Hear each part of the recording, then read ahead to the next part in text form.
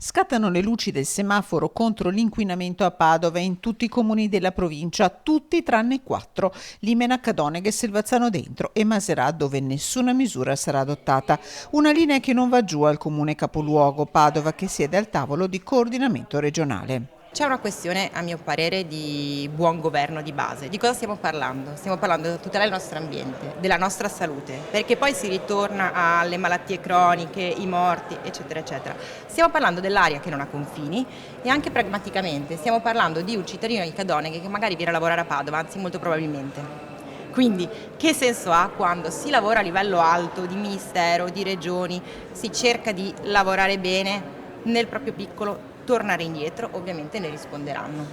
Le norme partono dal 1° ottobre. Doveva essere l'autunno del blocco esteso, a semaforo verde, anche i diesel Euro 4. Invece per ora resta tutto come l'anno scorso, almeno fino al 31 dicembre. Questa indicazione, che va seguita perché è l'indicazione del tavolo regionale che recepisce l'accordo, va fino al 31/12, così mettendo i comuni in difficoltà nel comunicare con i cittadini che difficilmente possono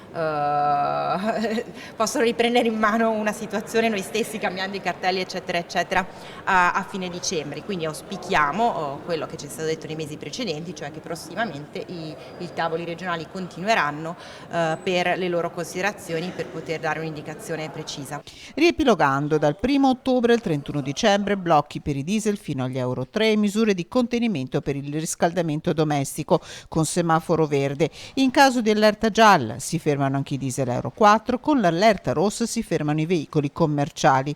Pausa natalizia confermata, deroga speciale con titolo autorizzatorio per chi porta assistenza a persone in quarantena per Covid.